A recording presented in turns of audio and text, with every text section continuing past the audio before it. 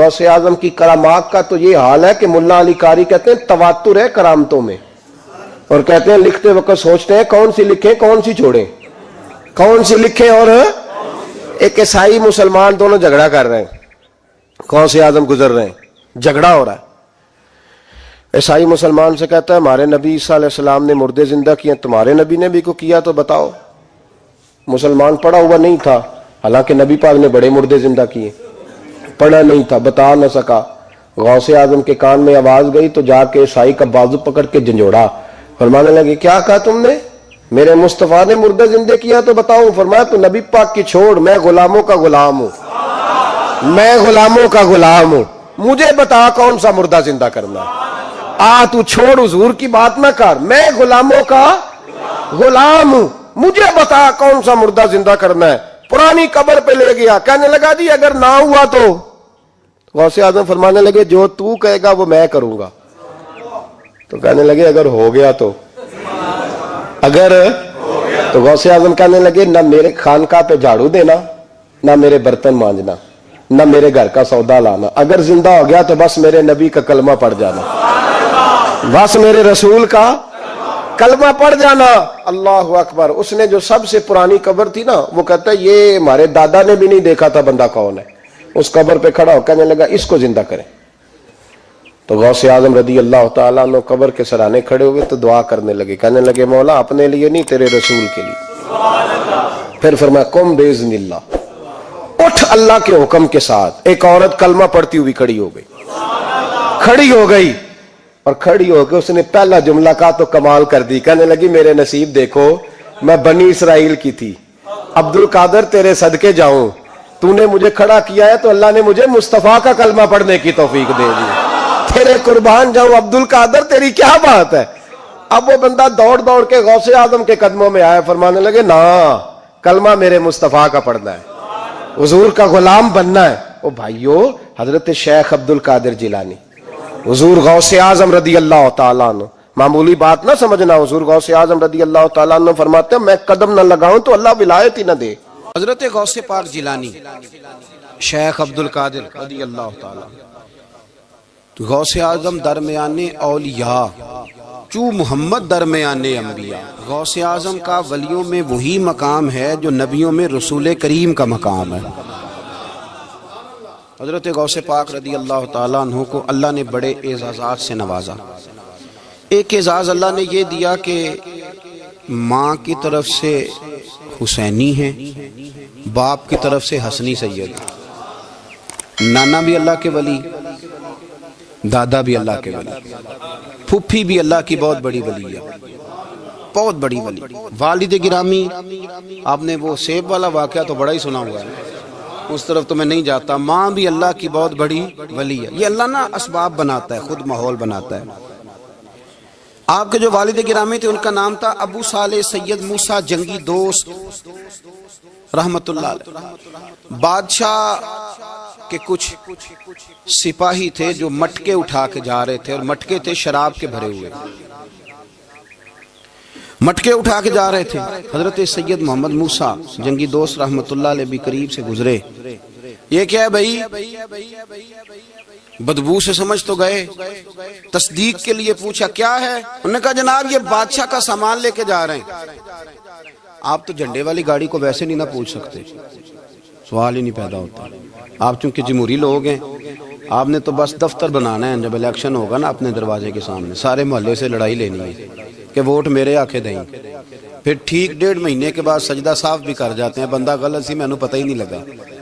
تو یہ پہلے سوچنا تھا تھوڑا سا صحیح، بلا وجہ الیکشن تو روز کبھی کبھی آئے گا، تو ہم نے ایک جگہ تو روز رہنا، ایک دوسروں سے جھگڑے کرنا اور معاذ اللہ تعالیٰ غیبتیں کرنا، عزتیں اچھالنا، یہ مسلمان کا شیوا نہیں ہے۔ حضرت غوث پاک کے والد نے پوچھا کیا لے کے جا رہے؟ بادشاہ کا سامان ہے جی۔ ہاتھ میں ڈنڈا تھا، 3 مٹکے تھے شراب کے بھرے ہوئے، زور سے ایک ایک ڈنڈا مٹکوں پہ مارا تو مٹکے ان کے سروں پہ ٹوٹ گئے۔ بادشاہ سلامت، ہم سارے تقریباً بادشاہ سلامت ہوتے ہیں، یہ کسی کی جرت ہے مطلب میرے گھر کے معاملے میں مداخلت کرے ہو، پھر بادشاہ ہو۔ لوگوں نے جا کے بڑی غیبتیں کی، بڑی بڑی کہانیاں سنائیں۔ اس نے تو توڑ دیا جی مٹکے آپ کے، نے کوئی حال نہیں چھوڑا۔ تو بادشاہ کہنے لگا بلاؤ سید موسیٰ پاک جنگی دوست رحمت اللہ علیہ کو بلا لیا۔ تو کہنے لگے بادشاہ تمہیں پتا تھا مٹکے کس کے ہیں؟ آپ فرمانے لگے پتا تھا مجھے۔ کہا کیوں توڑے؟ فرمایا اس لیے توڑے کہ مجھے تیرے اوپر رحم آ گیا تھا، تو اگر شراب پیے گا تو دوزخ میں جلے گا، مجھے رحم آیا تھا میں نے توڑ ڈالے۔ تو کہنے لگا آپ کون ہیں؟ تو آپ فرمانے لگے میں محتسب ہوں، میری حساب کتاب لینے کی ڈیوٹی ہے، محتسب ہوں، غلط آدمی کا حساب کروں گا۔ تو بادشاہ کہنے لگا کس نے ڈیوٹی لگائی آپ کی؟ فرمانے لگے میری ڈیوٹی میرے رب کریم نے لگائی ہے، میری ڈیوٹی اللہ نے لگائی ہے۔ تأمرون بالمعروف وتنہون عن المنکر، مسلمان کے ذمے ہے اچھائی کا حکم دے گا، برائی سے روکے، یہ ذمہ داری ہے میری، اللہ نے ڈیوٹی لگائی ہے۔ بادشاہ پہ اتنا روب طاری ہوا کہ کہنے لگا حضور آپ کی بڑی مہربانی، آپ نے یہ کام کیا۔ کہنے لگا جناب اگر آپ اجازت دیں تو میں بھی آپ کو محتسب نہ بنا دوں، آپ میرے وزیر بن جائیں، کوئی بندہ اس طرح کا کام کرے تو اسے روکیں۔ تو آپ فرمانے لگے نہیں، تو اپنی نوکری سنبھال کے رکھ، جسے اللہ ڈیوٹی پہ لگائے اسے پھر بندوں کی ڈیوٹیاں نہیں کرنی چاہیے۔ یہ اعزاز اللہ نے انہیں دیا، یہ شان رب کریم نے عطا فرمائی۔ ان کے صاحبزادے تھے حضرت غوث پاک جیلانی رضی اللہ تعالی عنہ۔ اللہ تعالیٰ نے جب کسی شخص سے کام لینا ہوتا ہے تو اللہ اس کے لیے اسباب بھی خود ہی پیدا کر دیتا ہے۔ علامہ اقبال اپنے استاد کی بڑی قدر کرتے تھے، شمس العلماء کی۔ تو ایک دن حضرت شمس العلماء سے کہنے لگے استاد جی آپ کی مہربانی سے پڑھ گیا ہوں۔ تو فرمانے لگے پتر تیری کلاس میں تو 250 لڑکا تھا، میری مہربانی تو سب پہ تھی، پر سارے تو اقبال نہیں نہ بنے۔ فرمانے لگے تیرے اندر بھی کوئی خوبی تھی، اس کی وجہ سے اللہ نے تجھے یہ اعزاز، کوئی تھی کوئی چیز تیرے اندر بھی۔ اللہ تعالیٰ جب کسی بندے کو نوازتا ہے نا تو بندہ بھی محنت کرتا ہے، لیکن اس کی محنت سے زیادہ اللہ کے فضل کا دخل ہوتا ہے۔ تو بندے کئی دفعہ کہنے لگ جاتے ہیں بڑی مشقت کی، بڑی محنت کی، کچھ بھی نہیں ہوتا، زیادہ اللہ کے فضل کا انحصار ہوتا ہے۔ رب جیسے چاہتا ہے ویسے فیصلے دیتا ہے۔ آپ فرماتے ہیں کہ میں چھوٹا سا تھا، والد انتقال کر گئے، والدہ تھی میری اور ہم 2 بھائی تھے۔ فرماتے ہیں بچے کھیلنے کے لیے نکلے تو میں بھی ان کے پیچھے کھیلنے نکل گیا۔ ایک بیل بچوں کے قابو آ گیا، تو بچوں کے قابو کو چیز آ جائے تو پھر وہ اس کا جو حال ہوتا ہے وہ تو ہمیں پتہ ہی، ہم سارے بچے رہ چکے ہیں۔ تو کہتے ہیں وہ بیل قابو آ گیا، کوئی اس کے کان چھیڑتا، کوئی اس کی دم چھیڑتا، کوئی اس کے سینگ چھیڑتا، کوئی کسی جگہ سے اسے تنگ کرتا۔ مختلف بچے اس کو نا دم سے پکڑ کے ہلاتے، بیل بھاگتا۔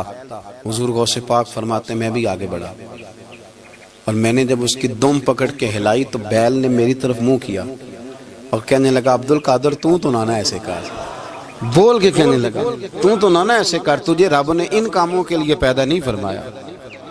آپ فرماتے مجھے اتنا خوف طاری ہوا، بیل کو بولتے دیکھا تھا پہلی دفعہ، بیل کو۔ اب میرے سنی کو بھی دلیلوں کی ضرورت ہوتی ہے نا، دلیل نہ دیں، کسی بزرگ کی بات سنائیں تو سنی بھی تھوڑا تھوڑا دائیں بائیں دیکھتا ہے۔ یہ شور ایسا ہوا ہے نا، پراپوگنڈا ایسا ہے۔ میں حدیث پاک سنا دیتا ہوں۔ رسول کریم صلی اللہ تعالی علیہ وآلہ وسلم فرماتے ہیں ایک شخص نے بیل پہ سواری کر لی تھی۔ بیل سواری کے لیے نہیں پیدا کیا گیا، سواری کے لیے اونٹ ہیں، خچر ہیں، گھوڑے ہیں، گدھے ہیں، بیل کھیتی باڑی کے لیے۔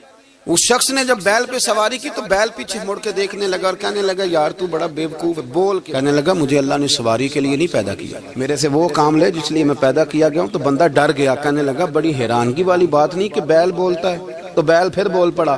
کہنے لگا اس سے بھی زیادہ حیرانگی والی بات ہے۔ اس نے کہا وہ کیا؟ کہنے لگے مدینے میں نبی پاک آ گئے ہیں اور تو نے ابھی تک کلمہ ہی نہیں پڑھا، یہ اس سے بھی زیادہ حیرانگی والی بات ہے۔ جامع المعجزات میں حدیث موجود ہے، حضور آ گئے اور تو نے کلمہ ہی نہیں پڑھا۔ وہ شخص کہتا ہے میں سر پٹ دورا، جب آ کے سامنے کھڑا ہوا تو حضور مسکرائے، فرمایا آجا پڑھ لے کلمہ، مجھے پتا ہے تجھے کس نے بھیجا ہے۔ اللہ والوں کی باتیں مان لیا کریں، میں بڑی ذمہ داری سے کہتا ہوں رب کریم کے کوئی بندوں کی بات کتاب و سنت کے خلاف نہیں ہوتی، وہی تو کتاب و سنت آگے پہنچانے والے ہوتے۔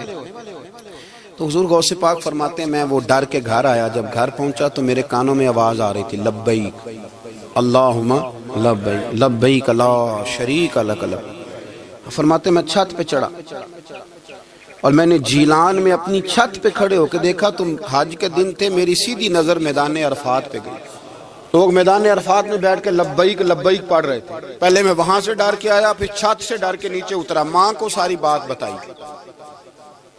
تو کہتی ہے میری ماں کہنے لگی بیٹے جب تو پیدا ہونے والا تھا تو مجھے بڑی بشارتیں ملتی.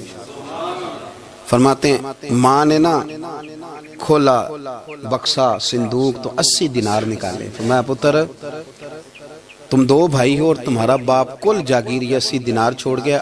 40 تمہارے 40 تمہارے بھائی کے. فرمایا بیٹا ایک بات کا خیال رکھنا میں عورت ہوں تمہارا باپ کوئی نہیں بھائی چھوٹا ہے میں پیچھے نہیں آ سکتا. یہ 40 دینار لے جا اور جا بغداد چلا جا کے تعلیم حاصل کر. بیٹے میں پہنچ نہیں سکتی خیال رکھنا. غوث پاک فرماتے ہیں 12 سال میں نے تعلیم حاصل کی یارو میں نے پتے بھی کھائے اور خود آپ کا فرمان موجود ہے. فرماتے ہیں ایسی سختیاں بھی دیکھیں کہ پتھروں اور پہاڑوں پہ گزرتی تو شاید پگھل جاتے لیکن میں نے اپنے نبی کا دین پڑھا. اب تو پیر کے گھر میں جو پیدا ہوتا ہے وہ علم لدنی والا ہوتا ہے. کہتے ہیں صاحب دا پتر ہے او خدا کے بندے صبر کر. اگر غوث پاک حسنی حسینی سید ہو کے باقاعدہ پھٹی پہ بیٹھ کے پڑھتے ہیں تو کس پیر کا مرید ہو گیا جسے علم ہی کوئی نہیں جو جاہل آدمی ہے. یہ ضروری ہے علوم دینیاں ضروری ہیں اس کے بغیر کام نہیں چلتا. اور غوث پاک رضی اللہ تعالیٰ عنہ کی آپ پوری زندگی پڑھ کے دیکھ لیں. غوث پاک تمام اولیاء کے امام ہیں ساری زندگی. غوث اعظم سے کسی نے پوچھا آپ نے سب سے زیادہ دین کا کام کس طرح کیا تو فرماتے ہیں تقریر کے ذریعے. اب تقریر کرنے والا مولوی ہوتا ہے اور تویز دینے والا سبحان اللہ. غوث پاک رضی اللہ تعالیٰ عنہ فرماتے ہیں میں نے دین کا سارا کام کس ذریعے سے کیا ہے. ہفتے میں 3 جلسے کرتے تھے اور 70 ہزار کا مجمع ہوتا تھا اور بغیر لاؤڈ سپیکر کے تقریریں ہوتی تھی. اور فرماتے ہیں جیسی سمجھ پہلے بندے کو آتی تھی ویسی آخری والے کو آتی تھی. لوگوں نے کہا حضور یہ کرم کیسے ہوا. فرمانے لگے میں نے جب تعلیم حاصل کر لی تو بولنا آتا ہی نہیں تھا تو میں بڑا پریشان ایک دن سو گیا تو خواب میں رسول کریم کا دیدار نصیب ہوا. فرمایا تیری تو واز کیا کر تیرے واز سے لوگوں کو فائدہ ہوگا. یا رسول اللہ میں اجمی بندہ ہوں لوگوں کے سامنے کیسے بات کروں گا. تو حضور نے فرمایا منہ کھولنا ذرا. کہتے میں نے منہ کھولا تو محبوب نے 7 دفعہ لعاب دہن ڈالا میرے منہ میں. آپ فرماتے ہیں پھر بولتا میں تھا اثر کوئی اور پیدا کر دیتا. حضور غوث پاک رضی اللہ تعالیٰ عنہ نے 40 سال دین کا کام کیا. صبح کے وقت فقہ کا درس دیتے تھے فجر کے بعد کچھ دیر کر ناشتہ کرتے سو جاتے پھر آ کے مدرسے میں پڑھاتے باقاعدہ بچوں کو. غوث پاک رضی اللہ تعالیٰ عنہ کی سیرت پر آپ ساری کتابیں پڑھ لیں ساری کتابیں لو. میں نے بھی بڑا ہی دعویٰ کر دیا یعنی ساری کتابیں جتنی اب تک چھپی ہوئی ہیں ساری پڑھ لو. کہیں نہیں ملے گا کہ ہم غوث پاک کے آستانے پہ گئے. غوث پاک کسی بندے نے یہ نہیں کہا ہم غوث پاک کے آستانے پہ گئے غوث پاک کے دربار پہ گئے. سب نے یہی لکھا ہے کہ ہم حضور غوث پاک کے مدرسے میں گئے. ہمارے نا مدرسوں میں سبق تقسیم ہوتے ہیں. سال جب شروع ہوتا ہے نا تو سبق تقسیم ہوتے ہیں. ہمارے مدرسے میں بھی تقسیم کرتے ہیں ہمارے مولانا. آپ حدیث پاک پڑھائیں گے فلانا استاد منطق پڑھائے گا فلانا فلسفہ پڑھائے گا فلانا یہ سبق تقسیم ہوتا ہے. فلانا قرآن فلانا حدیث فلاں فقہ. تو غوث اعظم کے مدرسے کے جو ناظم تعلیمات تھے وہ کہنے لگے حضور سبق بانٹنا ہے تو آپ کو کون کون سے سبق دے دیں کون کون سا پیریڈ پڑھائیں گے. تو آپ فرمانے لگے نہیں پیریڈ رہنے دو. حضور پھر فرمایا اس طرح کرو لائق بچے تم رکھ لو اور نلائق سارے مجھے دے دو. میں جانوں اور نلائق جانے. نلائق سارے میرے. غوث پاک رضی اللہ تعالیٰ نلائق سارے رکھ لیے کند ذہن. اور حضور غوث پاک ان کو اسباق پڑھایا کرتے ان پر محنت کرتے. فجر کے بعد فقہ کا درس 10 بجے مدرسے کی کلاس. زور کے بعد حدیث پاک کا درس. مغرب کے بعد تفسیر بیان کرتے. بانج علموں جو کرے فقیری وہ کافر مرے دیوانہ. اور عشاء کی نماز کے بعد ہفتے میں 3 جلسوں سے خطاب. اور یہ سارے کام کر کے نا تو پھر بھی غوث اعظم جب دنیا چلی جاتی تو وضو کر کے مصلی پہ بیٹھ جاتے اور 40 سال بیت گئے ساری رات اللہ کی بارگاہ میں عبادت کرتے. 40 سال حضور غوث پاک کو اللہ نے بڑا اعزاز دیا. کتابیں لکھی ڈیوٹی کی محنت کی کوشش کی پوری دنیا میں. میں پہلے بھی بتا چکا ہوں پھر بتاتا ہوں. یہ جو صلاح الدین ایوبی کا بہت نام لیتے ہیں نا بہت بڑے مجاہد تھے. صلاح الدین ایوبی کے ساتھ 70,000 کی فوج تھی. سارے کے سارے غوث پاک کے مرید تھے. صلاح الدین ایوبی نے حضور غوث پاک کی زیارت نہیں کی پر تعلیم غوث پاک کے مدرسے میں حاصل کی. اس کو بڑا شوق ہو نا کتابیں دیکھنے کا وہ میرے پاس آئے میں دکھاؤں گا انشاءاللہ. صلاح الدین ایوبی حضور غوث پاک کے مدرسے کا طالب علم ہے. یہ آپ کے ملک میں 2-3 دن سے رٹا چل رہا ہے وکیلوں کا، ڈاکٹروں کا، کل سے یونیورسٹی کا بھی چل گیا ہے. یہ لڑائی کسی مولوی 2 گروپوں میں ہوئی ہوتی نا، چلو نام بولو، میں نے پتہ ہے اگلی گل دے، کسی مولویوں کے 2 مدرسوں میں ہوتی نا تو جو طوفان اٹھنا تھا نا ہر چوک میں، مولوی لڑاندے بڑا نہیں. یہ بڑی میں نے دعوت دی تھی پرسوں، میں نے کہا جب وکیل مکمل تعلیم کر لینا اسے 2 سال مدرسے میں لاؤ، ہم اسے سکھائیں گے اٹھنا کیسے ہے، بیٹھنا کیسے ہے، ان کو لاؤ. اس لیے کہ ہم اپنی بات نہیں بتائیں گے، ہم بتائیں گے محمد عربی کی باتیں صلی اللہ علیہ. مہربانی کرو، مجھے کوئی شکوہ نہیں ان سے، کوئی کسی قسم کا نہیں. اس لیے کہ ہمارے ملک میں نا احتجاج کا کلچر پروموٹ کیا گیا، ہم نے یہ ماحول بنا کے دیا ہے سڑک بلاک کرنے کا. یہ ہمارے قریب ایک گاؤں ہے تو روز ڈکیتیاں ہوتی تھی، بچہ بھی قتل، پولیس والے سنتے ہی نہیں تھے، ان بیچاروں نے روڈ بلاک کیا تو سب صحیح ہو گیا، اسی وقت سارا کچھ ہو گیا. اب پہرے داری بھی لگتی ہے، اب جناب چوکیاں بھی قائم ہو گئی، سب کچھ ہو رہا ہے. مزاج بنا دیا ہم نے. یہ عدم برداشت ہے، یہ کلچر خطرناک ہے، یہ کلچر تباہ کرے. وکیل کوئی غیر نہیں، ہمارے اپنے بھائی ہیں. کون ہے وہ ڈاکٹر؟ کون ہے ہمارے اپنے؟ یہ جو بچے یونیورسٹی میں لڑے کون ہے ہمارے اپنے؟ ہم ان کو کاٹ کے نہیں پھینک سکتے، یہ کوئی دوسرے لوگ نہیں، سب کو ضرورت ہے ایک دوسرے کی. لیکن خدا را مہربانی کرو، معاشرے میں برداشت کا کلچر پیدا کرو، سکون کا کلچر پیدا کرو، سہنا سیکھو. سنو ایک بات کرتا ہوں، اللہ کرے کہ میں سمجھا سکوں. سارے فیصلے خود نہ کرو. اگر تمہیں نظر آئے نا کہ آپ کے ساتھ کہیں ناانصافی بھی ہو رہی ہے تو ساری عدالتیں دنیا میں نہیں لگنی، ایک قیامت میں بھی لگنی ہے. ہاں امام حسن کو زہر دے دیا گیا تو امام حسین کہنے لگے بھائی بتاؤ کس نے دیا ہے؟ فرمایا حسین اگر وہی وہ نہیں جس پر مجھے شک ہے تو میں کسی آدمی کا بلا وجہ تمہیں نام کیوں بتا دوں؟ کہا پھر بھائی آپ اشارہ تو نہیں بتا دے. تو فرمایا حسین اگر وہی ہے نا جس پر مجھے شک ہے تو پھر بھی میں نے فیصلہ اپنے رب پہ چھوڑ دیا. فرمایا میرے رب سے زیادہ بہتر فیصلے کرنے والا کوئی موجود؟ کچھ فیصلے اللہ پہ چھوڑ دیں. آپ یقین کریں آپ کو بڑا ہی مزہ آئے گا، آپ کو سکون آئے گا زندگی میں. کچھ فیصلے اللہ پہ چھوڑو، برداشت کا کلچر پروموٹ کریں اس وطن کے اندر. یہ بڑا پیارا ملک ہے، اس میں برداشت کا کلچر پیدا کریں.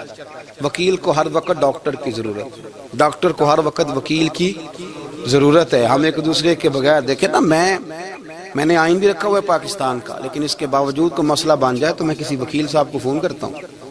میرے دوست ہے، میں پوچھتا ہوں کہ یار یہ مسئلہ ہے، اس کا کیا حل ہے؟ ہم مل کے رہتے ہیں معاشرے میں. برداشت کے کلچر کو پروموٹ کریں، پیار کریں، محبت بانٹیں.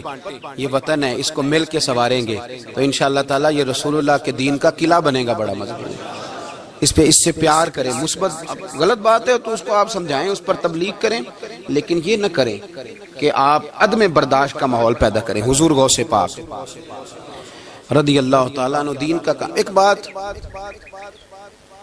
اللہ والوں کے پاس لوگ دعاؤں کے لیے جاتے ہیں. کیوں جاتے ہیں؟ سنو، میرے ساتھ ایک شخص رہتا ہے، صبح سے شام تک میری ڈیوٹی کرتا ہے، نوکری کرتا ہے، خدمت کرتا ہے، گاڑی چلاتا ہے، یہ کرتا ہے وہ کرتا ہے. ایک صاحب ہیں جو 3 سال کے بعد ملتے ہیں. وہ جو 3 سال کے بعد ملتے ہیں وہ شکوہ کرتے ہیں کہ پیر صاحب اس کی بات زیادہ مانتے ہیں. تو پیر صاحب اب کدھر جائیں؟ یہ سارا دن پیر صاحب کی مانتا ہے. نہیں سمجھ آ رہی ہے آپ کو بات؟ یہ مزاج ہے نا جی. ایک بندہ سارا دن دنیا داری کرے، مال کمائے، پتہ نہیں جھوٹ بولے، بڑا کچھ کرے، اور ایک اللہ کا ولی جو اپنا بنائے کچھ نہ، سارا دن رسول اللہ کی باتیں کرے، سارا دن اللہ کے دین کی خدمت کرے. اور بھائی وہ جب ہاتھ اٹھاتا ہے نا تو پھر اللہ اس کی بات کو قبول کرتا ہے. کچھ میرے خاص ہیں، کچھ تیرے خاص ہیں، تو کچھ رب کے بھی خاص ہیں. اور اس پر بھی میں پہلے آیت پڑھ لوں گا تاکہ دلیل مضبوط ہو جائے. اللہ فرماتے ہیں واللہ یختص برحمتہ من یشاء. فرمایا میں نے کچھ بندوں کو اپنی رحمت سے اپنا خاص بنا لیا. کچھ بندے اللہ کے بس اللہ کی بارگاہ میں وہ دعائیں کرتے ہیں تو اللہ قبول فرما لیتا ہے. پتر اللہ ہی دیتا ہے، لیکن اللہ کا ولی دعا تو کر سکتا ہے نا. اللہ کا ولی، میری بات کی سمجھ آ رہی ہے؟ بیٹا کون دیتا ہے؟ اللہ. حضرت محدث اعظم رحمۃ اللہ علیہ کے پاس ایک شخص نے آ کے کہا جی ولی اللہ بیٹا دے سکتا ہے؟ آپ فرمانے لگے ولی اللہ اللہ سے ملا سکتا ہے؟ جی وہ تو ہے ہی ولی اللہ، تو اس نے ملا دینا ہے. تو فرمایا جو اللہ سے ملا دے بیٹا تو چھوٹی سی بات ہے. تو دیکھ نہ کہ جو اللہ تک تجھے لے گیا تو پھر پتر پیچھے رہ گیا. لیکن بیٹا دیتا کون ہے؟ بول کے بتائیں، بول کے۔ اللہ دیتا ہے، دعا کون کرتا ہے؟ اللہ کا ولی دعا کر دیتا ہے۔ بی بی آ گئی روتی ہوئی غوث پاک کے پاس، کہنے لگی 6 بیٹیاں ہیں۔ خامد اور سسر کہتے ہیں کہ 7ویں بھی بیٹی ہوئی تو طلاق دے دیں گے۔ تھوڑا سا اگر بندہ مالدار بھی ہو تو پھر وہ ہمارا دماغ جہاں مرضی چلتا ہے نا۔ یہ جہالت آج بھی بہت ساری جگہوں پہ پائی جاتی ہے۔ تہذیب سکھاتی ہے جینے کا سلیقہ، تعلیم سے جاہل کی جہالت نہیں جاتی۔ تو رو پڑی۔ حضور غوث پاک رضی اللہ تعالیٰ عنہ نے بلایا اس کے شوہر کو بھی اور سسر کو بھی، فرمایا یہ دیکھ، یہ تو اللہ کے کام ہے، جس کو چاہے بیٹیاں دے، جس کو چاہے بیٹے دے۔ تو جو نہیں مانتے پھر غوث پاک کی بھی نہیں مانتے، انہوں نے کہا جی نہیں دی، میں تو نکاح کروں گا۔ چلے گئے تو غوث پاک کی بارگاہ میں وہ بیٹی اور اس کا باپ اور اس کی ماں پھر آئے، کہنے لگے حضور مہربانی فرمائیں۔ پھر اللہ کے ولیوں کے پاس ایک قوت ہوتی ہے جس کا نام مصلی ہے۔ مصلی بہت بڑی طاقت، بہت بڑی۔ حضور نے فرمایا دعا صلاح المومن، فرمایا دعا مومن کا ہتھیار ہے۔ یہ مومن جب ہاتھ اٹھاتا ہے تو پھر عرش کا مالک دروازے کھول دیتا ہے کرم کے۔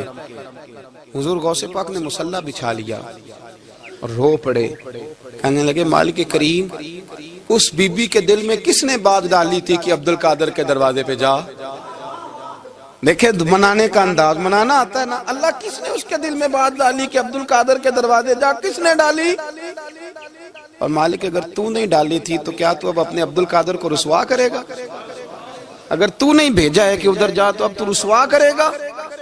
حضور غوث پاک رضی اللہ تعالیٰ نے دعا مانگ کے چہرے پہ ہاتھ پھیرے، بچی کے سر پہ ہاتھ رکھا، فرمانے لگے پتر جا، مجھے امید ہے اللہ نے 6 بیٹیاں دی ہیں تو 7 بیٹے بھی عطا فرمائے گا۔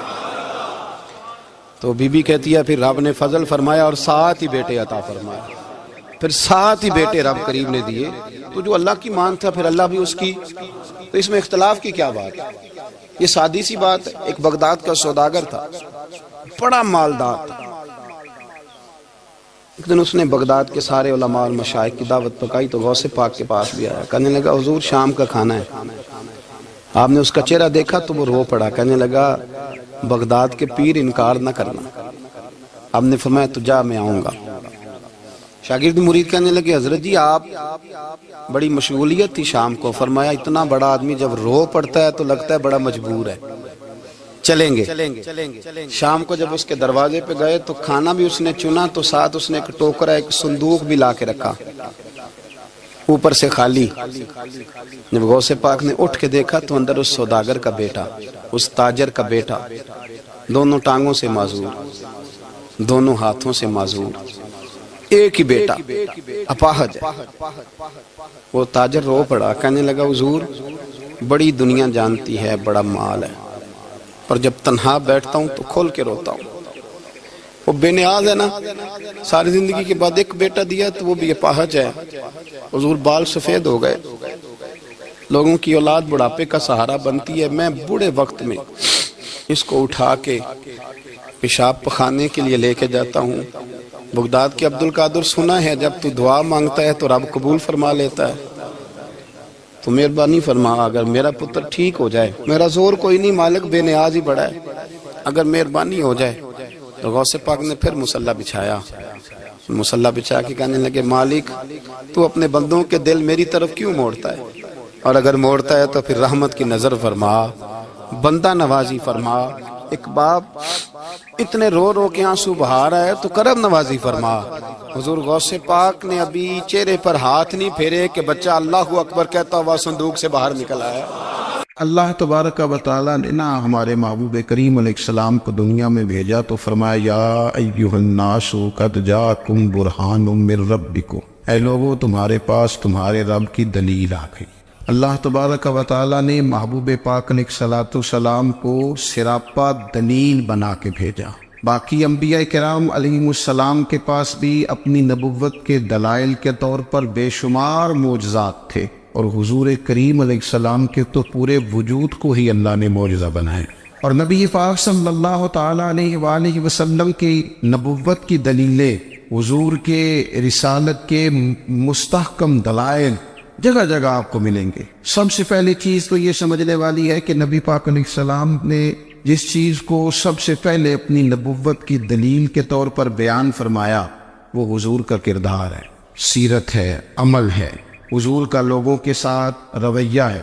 نبی پاک علیہ السلام کی تبلیغ کے 3 دور ہیں۔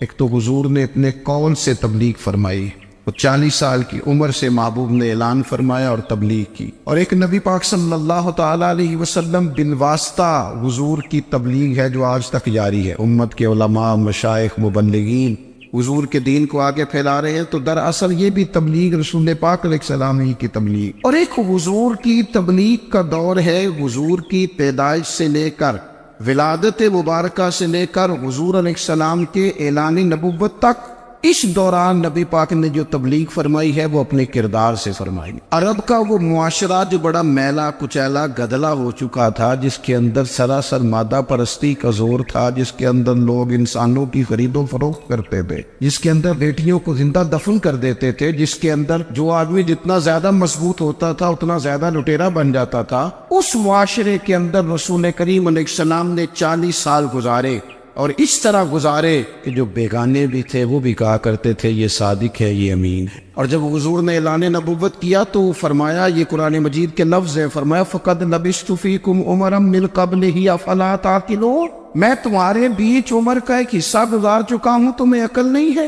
شعور نہیں ہے۔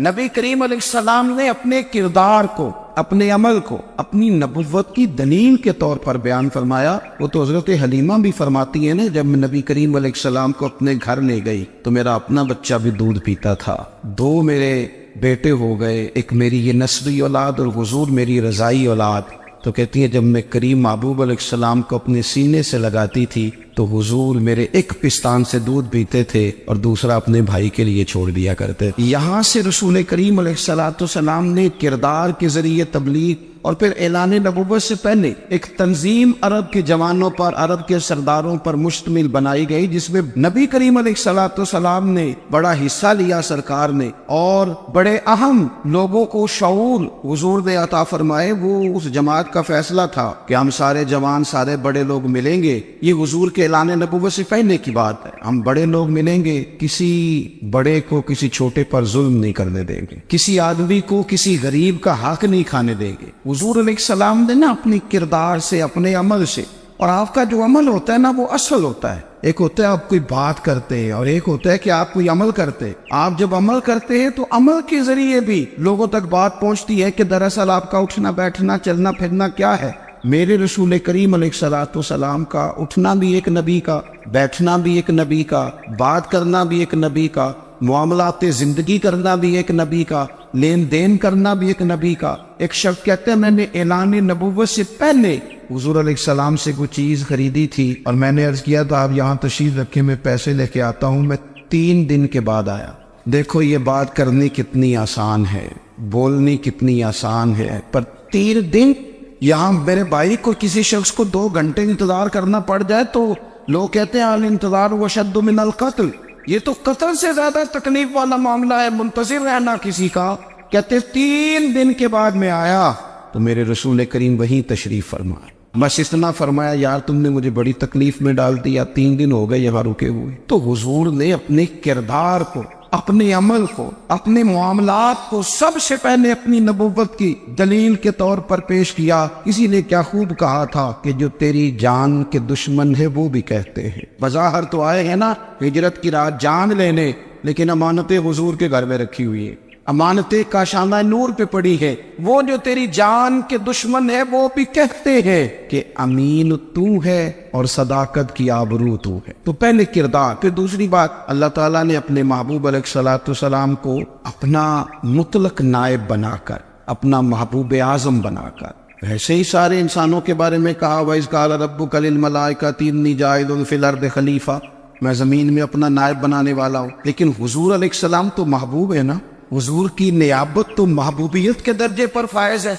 तो रसूल पाक को रब करीम ने इस तरह का बना के भेजा कि हजरत अब्दुल्ला इब्न रवाहा रदियल्लाहु ताला अन्हु बयान फरमाते हैं कि अगर हुजूर कोई मौजज़ा न भी दिखाते, नबी करीम अलैहिस्सलाम से कोई एजाज लोग न भी देखते, तो महबूब का तो चेहरा ही इस तरह का था, लोगों ने देखते जाना था और कलमा पढ़ते जाना था। लेकिन बावजूद इसके मेरे रसूल पाक का एजाज ये है, कमाल ये है कि हुजूर कभी इशारा कर दें तो चांद दो टुकड़े हो जाए, कभी दुआ मांग दें तो डूबा हुआ सूरज वापस आ जाए, कभी महबूब गुजरने लगे तो पत्थर आप पर सलाम पड़े, कभी हुजूर पहाड़ पर चढ़ जाए तो पहाड़ वज्द में आकर झूमने लगे, महबूब का कभी नमाज पढ़ाते इरादा बन जाए तो अल्लाह ताला किबले का रुख ही तब्दील फरमा दे। क्या खूबसूरत सोच है और क्या नजरिया देते हैं बरेली के इमाम। फरमाते इजाबत का जोड़ा, इनायत का सेहरा, दुल्हन बन के निकली दुआए मोहम्मद, और इजाबत में झुक कर गले से लगाया, बड़ी नाद से जब दुआए मोहम्मद।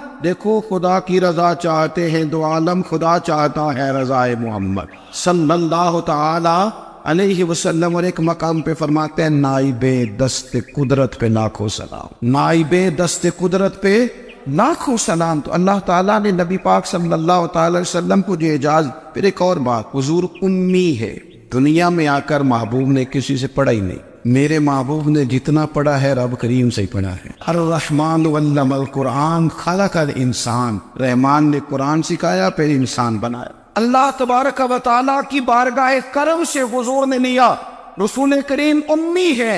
ये भी हुजूर की नबुव्वत पर एक बड़ी दलील। देखो एक होता है कोई आदमी बचपन से किसी चीज से शगफ रखे और जब उसकी उम्र बड़ी हो जाए तो कहते हैं इसका तजर्बा बड़ा हो गया, ये पहले कुछ शेर कहता था, कोई अदबी जुमला कहता था, तो अब इसकी ये काम करते करते उम्र बड़ी हो गई है तो रसूख हासिल हो गया। 40 साल की उम्र मुबारक तक नबी करीम ने एक शेर भी नहीं कहा। हुजूर अलैहिस्सलातु वस्सलाम ने कभी कोई ऐसी बात, वैसे तो हुजूर की हर बात हिकमत वाली, लेकिन जिसको अरब के लोग अपने लहजे में शायरी या अपने लहजे में अदब कहते थे वो हुजूर ने बयान नहीं फरमाया। लेकिन जब 40 साल की उम्र में ऐलान नबुव्वत किया तो फिर बड़े बड़े फसीह व बली, बड़े बड़े सियाने तुफैल बिन अमर कहते हैं कि उस शख्स को भी मैंने देखा जिसे बड़ा नाज था अपनी फसाहत और बलागत पर, और जब वो हुजूर के पास आया और उसने आके कुछ बातें की तो महबूब खामोशी से सुनते रहे, और जब वो चुप कर गया तो मेरे करीम ने सिर्फ सूरह फातिहा पढ़ी। कभी उठता था, कभी बैठता था, कभी गौर करता था, कभी दाएं जाता था, कभी बाएं जाता था। फिर कहने लगा बताओ ना कलाम किसका है। फरमाया उस रब का, उस रब का, उस रब का जिसका मैं रसूल बन के आया हूँ। नबी करीम सल्लल्लाहु ताला अलैहि वसल्लम उम्मी है, लेकिन हुजूर ने कायनात के राजों से पर्दे हटा दिए। नबी करीम ने जीने के सलीके बता दिए। हुजूर ने हर शख्स को उसके मकसद हयात से आगाह कर दिया। नबी करीम अलैहिस्सलाम ने वो फलसफा हयात बयान किया कि लोगों को सिर्फ जीने में मजा नहीं आया, मरने में भी मजा आने लगा। लोग आगे बढ़ बढ़ के जाने पेश करने लगे, अपनी औलादें कुर्बान कर, जो फलसफियों से खुल न सका और नुक्ता बरों से हल न हुआ, वो राज एक तैबा वाले ने बतला दिया चंद इशारों में। महबूब करीम उम्मी है, लेकिन हुजूर ने इस तरह दुनिया को सिखाया, इस तरह दुनिया को पढ़ाया, इस तरह हुजूर ने इल्म के चिराग और दीप रोशन किए कि क़यामत तक जिसे रोशनी मिलेगी ना उसे सिर्फ दरवाजा मुस्तफा से मिलेगी, उसे रसूल करीम अलैहिस्सलाम के तारे दौलत से मिले। कुछ लोगों ने कहा कि अपने पास से आयात बना के लाते, अपने घर में बैठ के दावे कर लेना तो कोई मुश्किल काम नहीं ना होता, सारे लोग ही कर लेते। बल्कि वो हमारे एक बुजुर्ग कहा करते थे ख्याली पुलाव पकाइए कि वो कदे भी काट ना पाइए, क्योंकि कौन सा पैसों का डालना है, वो ज्यादा डाले आप और ज्यादा डाले। बहुत सारे लोग हैं आज भी, कुछ लिबरल है बेचारे, कुछ दीन बेजार तबका है, तो वो कहते हैं जनाब हमें तो जदीद बातें बताएं, हमें तो नए उसलूब के मुताबिक लेके चले, हमें तो ओ भाई सुन, मेरे नबी पाक अलैहिस्सलाम ने फरमाया मेरा कुरान कभी पुराना नहीं हो, इसे पढ़ के देख, इसकी जिद्दत का हुस्न देख, ये तो खिला हुआ बाग है। तो एक दफा इसके करीब आएगा तो खुशबू मिलेगी, दूसरी दफा आएगा तो उससे ज्यादा ताजी मिलेगी। एक दफा फल खाएगा तो मजेदार होगा, दूसरा खाएगा हो सकता है शक्ल मिलती जुलती हो लेकिन जायका बड़ा निराला होगा। तो आ तो सही ना। जब कुछ लोगों ने कहा ये खुद से बना के आयात लाते हैं तो फरमाया भाई कुन तुम फी रही बिन मिम्मा नज़्ज़लना अला अब्दिना फातू बिसूरत, اگر تمہیں کوئی شک ہے اس میں جو ہم نے اپنے بندہ خاص میں نازل کیا ہے تو تم بھی اس جیسی ایک آیت بنا کے لاؤ. اور چلو چیلنج کھلا دے دیا, فرما وَادْعُوا شُهَدَاءَكُم مِّن دُونِ اللَّهِ, اللہ اور اللہ والوں کو چھوڑ دو. تفسیری ترجمہ عرض کر رہا ہوں, یعنی صحابہ کو چھوڑ دو, حضور کے ماننے والوں کو چھوڑ دو, باقی ساری دنیا کے کافر اکٹھے ہو جاؤ, ایک آیت بس قرآن جیسی لے کے آؤ, ایک آیت لے کے آؤ. ان کنتم صادقین, اگر تم سچے ہو. جوانوں سنو, کہا ایک آیت. اور یہ چیلنج آج تک قرآن مجید کا موجود ہے, آج تک. وَإِن كُنتُمْ فِي رَيْبٍ مِّمَّا نَزَّلْنَا عَلَىٰ عَبْدِنَا فَأْتُوا بِسُورَةٍ مِّن مِّثْلِهِ, تم قرآن کے مقابلے کی ایک صورت لے کے آؤ اور سارے حمایتی اکٹھے کر لو اپنے. ان کنتم صادقین, اگر تم سچے ہو.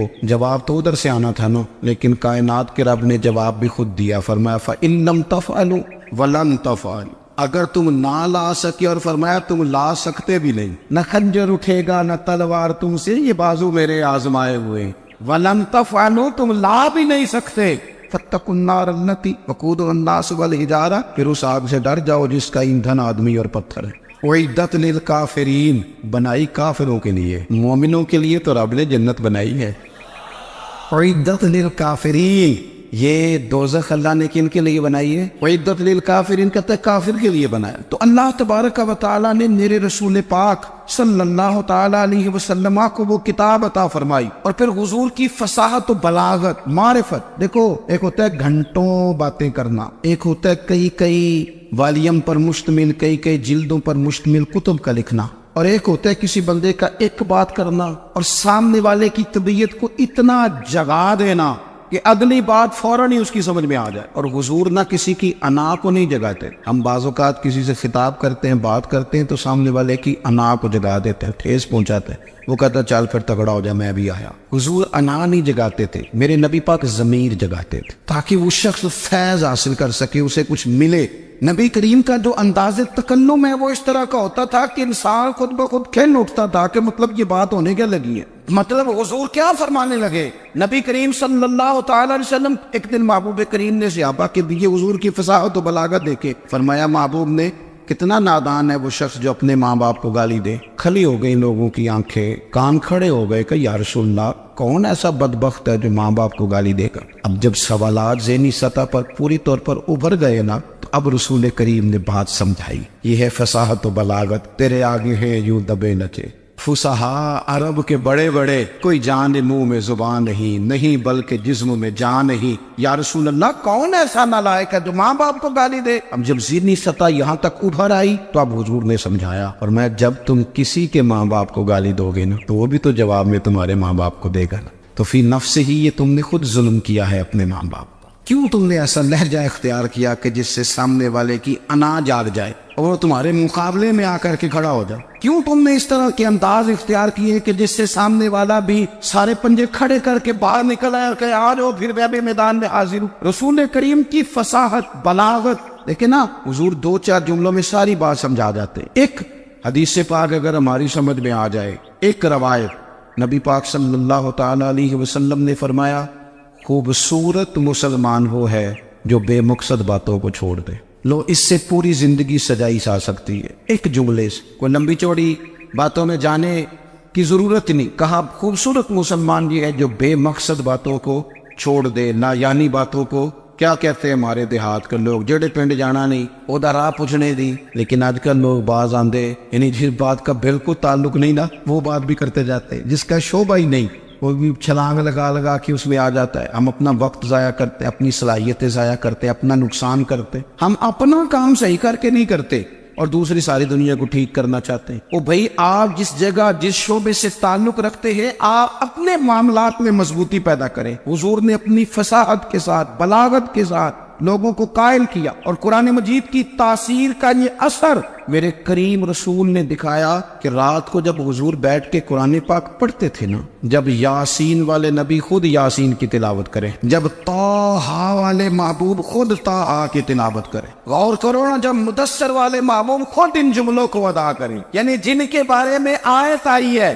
جب وہی یہ آیت پڑھیں کہ انا اعطیناک الکوثر, یعنی جن کا ذکر ہو رہا ہے, جب وہ یہ بات کریں کہ یا ایھا النبی انا ارسلناک شاہدا ومبشرا ونذیرا لتؤمنوا باللہ ورسولہ وتعزروہ وتوقروہ وتسبحوہ بکرۃ واصیلا، جن کے بارے میں آیت آئی ہے جب وہ یہ کہہ رہے ہوں کہ ورفعنا لک ذکرک، جب وہ کہہ رہے ہوں والضحیٰ واللیل اذا سجا، ذرا اس کیفیت کو دیکھیں جب محبوب خود پڑھ رہے ہوں، اور جو حضور پر آئی ہے اس کا ذائقہ، اس کا لطف، اس کا انداز بھلا کیا ہوگا۔ حضور جب رات کو پڑھتے تھے نا قرآن پاک، تو جو پکے کافر تھے نا، ابو جہل جیسے لوگ، وہ بھی جھاڑیوں میں چھپ چھپ کے مدینے والے کی تلاوت سنا کرتے، حضور کی تلاوت سنا کرتے تھے۔ یہی بہتر ہے کہ پردوں میں وہ پردہ پوش رہے، وہ اگر پردے ہٹا دے تو کسے ہوش رہے۔ رسول کریم علیہ السلام کی تلاوت کا سننا، قریب جانا، یہ اعجاز ہے۔ حضرت فاروق اعظم کہتے ہیں میں طبیعت کا بڑا ڈاڈا تھا، مزاج کا بڑا سخت تھا، زندگی ہمیشہ ڈٹ کر گزاری، باتوں پر کھڑا رہنا آتا تھا، پر جب میری بہن نے مجھے چند آیتیں سنائی نا تو میں تڑپ ہی گیا۔ کروں آیا سا مار مقامنے نو، ان مینو مار دے لے چلو، اوے متے عمر دی عمر برباد ہو جائے جتھے عمر سوار دے لے چلو۔ یہ اعجاز ہے رسول کریم صلی اللہ تعالی علیہ وسلم پر نازل ہونے والی کتاب کا۔ پھر حضور نے خبریں دی، نبی پاک نے خبریں دی۔ حضور نے فرمایا روم فتح ہوگا، وہ ہوا۔ نبی کریم علیہ السلام نے فرمایا شام فتح ہوگا، تو شام فتح ہوا۔ فرمایا ایران فتح ہوگا، تو ایران فتح ہوا۔ سراقہ بن مالک کہتے ایک گاؤں پر بھی مسلمانوں کی حکومت نہیں تھی، ایک گاؤں پر۔ حضور مکہ مکرمہ سے نکل رہے تھے، مدینہ طیبہ تشریف لے جا رہے تھے، ابھی راستے میں تھے، میں 100 سرخ اونٹوں کے لالچ میں معاذ اللہ حضور کو گرفتار کرنے پہنچ گیا۔ محبوب نے حکم دیا، حضور کا معجزہ میں نے آنکھوں سے دیکھا، میرا گھوڑا زمین میں دھستا چلا گیا، میں نے معافی مانگی، حضور نے معاف کر دیا۔ میں نے سمجھا اچانک ہو گیا ہے، یہ منوانا بھی بڑا مشکل کام ہے۔ شجر و حجر پہچان گئے، انسان کی نظروں میں شاکی رہا۔ یہ کچھ ایسے لوگ ہیں جن کو منوانا توبہ توبہ، ماننے کو تیار نہیں، دیکھ دیکھ کے بھی ماننے کو تیار ہے نہیں، ماننے کو تیار ہے نہیں۔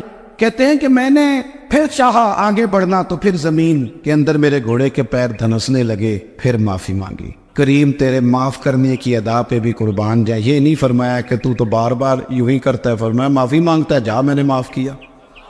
کہتے ہیں 3 دفعہ میں آگے بڑھا، 3 دفعہ حضور نے معاف کیا تو مسکرا کے فرمانے لگے تو یہاں مجھے گرفتار کرنے آیا ہے، وہ کیسر روم کا علاقہ فتح ہوگا، وہ کنگن جو پہنتا ہے نا ہاتھوں میں، بادشاہ کے کنگن معروف ہیں، وہ تیرے ہاتھوں میں آئیں گے۔ اللہ کرے آپ سمجھے، یہ جو لوگ ڈری ڈری سہمی اور ہمارے بچے مایوسی کی معاذ اللہ باتیں کرتے ہیں، وہ دیکھیں حضور کس طرح کی گفتگو فرماتے۔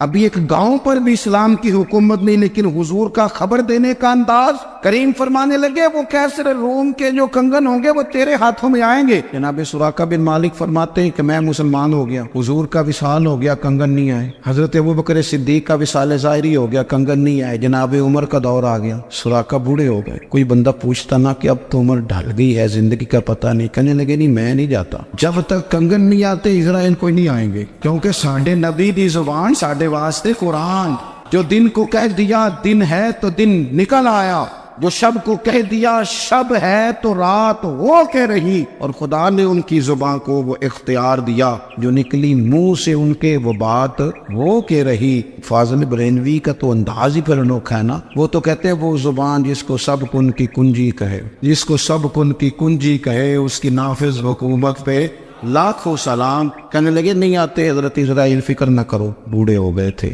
نکلنے گھر سے بند کر دیا تھا، حضرت عمر کا دور تھا، کنگن آ گئے۔ حضرت فاروق اعظم نے ان کے پوتوں سے، نواسوں سے، بچوں سے کہا جاؤ بلا کے لاؤ، کا دادا جان بوڑھے ہیں، فرمایا تم کان میں کہہ دینا کنگن آ گئے، پھر تم دیکھنا تو صحیح کر۔ حضرت سراقہ آئے، حضور نے جو خبریں دی، نبی پاک علیہ السلام نے جو گزشتہ قوموں کے احوال بیان کیے، اور پھر میرے نبی پاک علیہ السلام نا دنیا میں عزتیں دینے آئے۔ یہ مزاج ہمیں کم کرنا چاہیے، یہ جو ہم ساری زندگی اس کام میں لگا دیتے نا کسی کو نیچا کیسے دکھانا ہے، یہ انداز حضور نے نہیں ہمیں دیا۔ اب دیکھو حضور تشریف لائے تو ہمیں پتہ چلا کہ حضرت یوسف جیسا سونا کوئی نہیں، حضور تشریف لائے تو ہمیں پتہ چلا کہ حضرت داؤد جیسی خوبصورت آواز کسی کی نہیں، حضور تشریف لائے تو ہمیں پتہ چلا کہ جناب عیسیٰ علیہ السلام کا فقر اختیاری کس طرح کا تھا، محبوب لال کس طرح کا تھا۔ یہ تو حضور آئے تو نبی پاک علیہ السلام نے اس کی بھی عظمت بیان کی، اس کی بھی شان بیان کی۔ حضور نے بتایا کہ ابو بکر صدیق کی شان کیا ہے،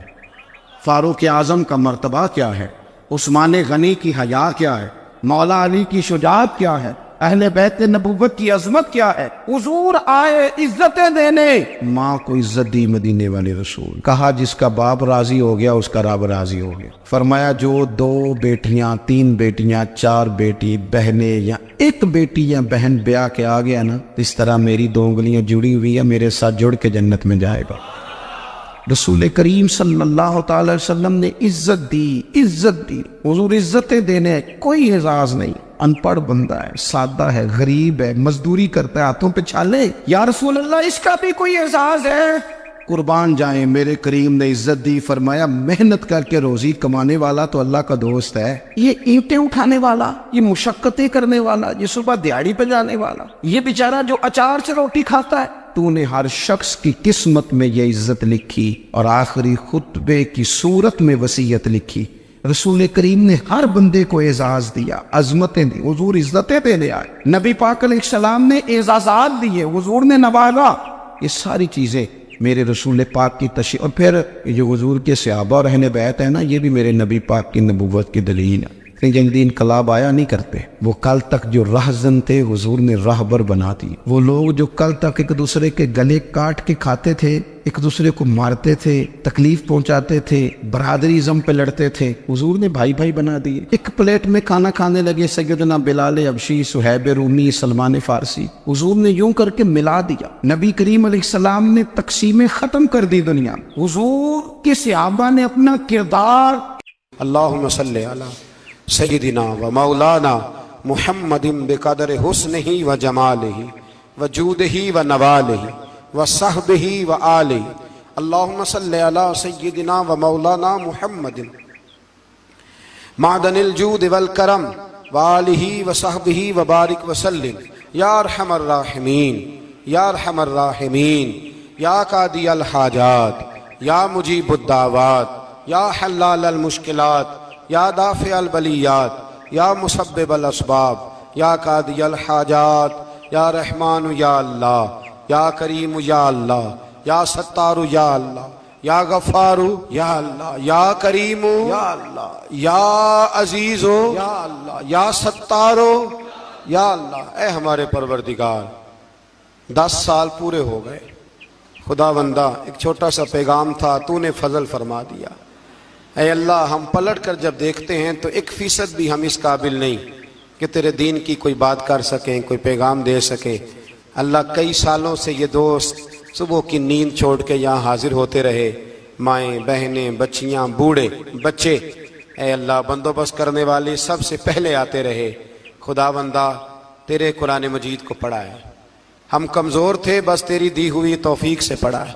خدا بندہ ان میں سے ایک بات بھی تجھے پسند آئی ہے تو ہمیں معاف فرما دے، ہم سے درگزر فرما، ہمارے حال پہ رحمت فرما۔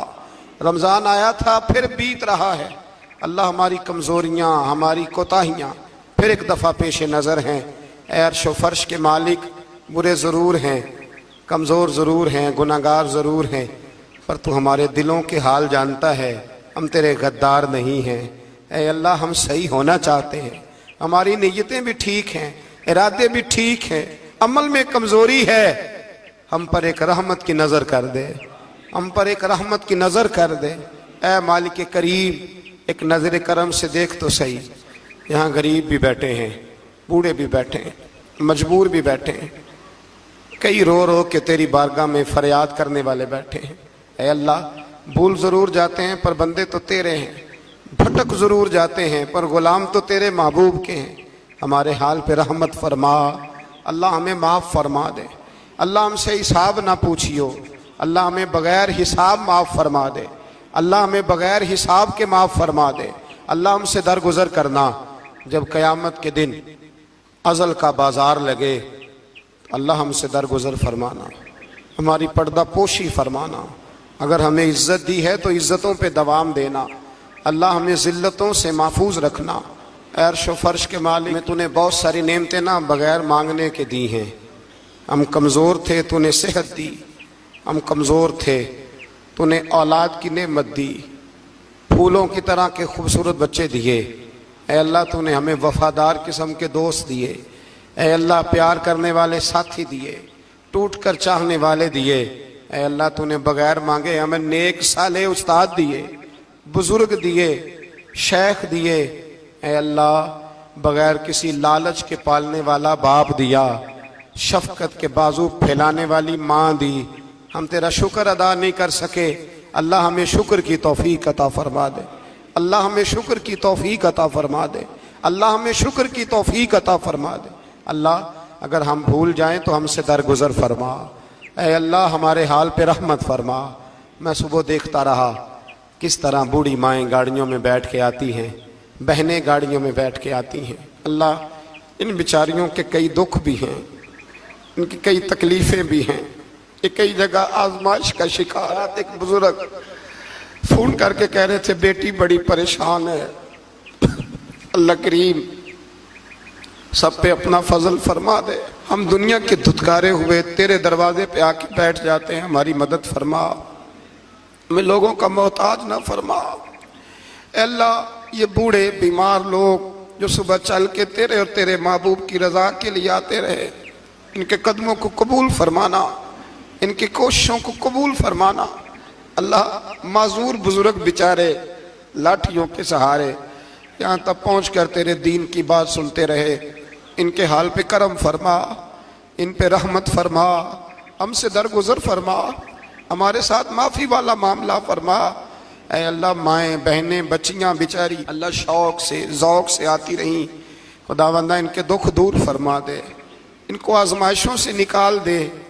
جو بیچاریاں اولاد کے لیے روتی ہیں اور کہتی ہیں ایک بیٹی ہی مل جائے سسرال میں رہنے کے قابل ہو جاؤں، اللہ ان پہ رحم فرما دے۔ جو جس حال میں پریشان ہے اس کی مدد فرما دے، تیرے محبوب کی امت بڑی پریشان ہے۔ اے اللہ ختم قرآن کا موقع ہے، رمضان کی جاتی ہوئی گھڑیاں ہیں، اے اللہ پوری دنیا میں رسول اللہ کے غلاموں کا خون بہہ رہا ہے۔ اے اللہ اتنی بڑی دنیا میں برما کے مجبوروں کو رہنے کو جگہ نہیں مل رہی، سالوں بیت گئے، کشمیر کی بچیاں روتی ہیں، اللہ فلسطین کی مائیں پکارتی ہیں، پاکستان کی سڑکوں پہ روز خون بہتا ہے۔ ہم نے بڑی بڑی کوشش کر کے بڑے بڑے لوگوں کے وعدوں پہ اعتبار کیا، اے اللہ اب تو ہماری مدد فرما، ہماری مدد فرما، غریبوں کی مدد فرما، یتیموں کی مدد فرما۔ اے اللہ جو سڑکوں پہ جھونپڑیوں میں ہیں ان کی مدد فرما، اے اللہ جو بیچارے چھابڑی فروش ہیں ان کی مدد فرما، جہاں جوان بچیاں ہیں ان کی مدد فرما۔ اے اللہ غریبوں کی مدد فرما، مجبوروں کی مدد فرما، اے اللہ تنگ دست لوگوں کی مدد فرما، بیماروں کو شفا دے دے، مقروضوں کو قرضوں سے رہا کر دے، تنگ دستوں کو وسعت دے دے۔ ہمارے وہ مشائخ، ہمارے وہ بزرگ انہوں نے ہمیں یہاں تک پہنچایا، ان کی قبروں پہ رحمتوں کا نزول فرما، ان پہ کرم نوازیاں فرما۔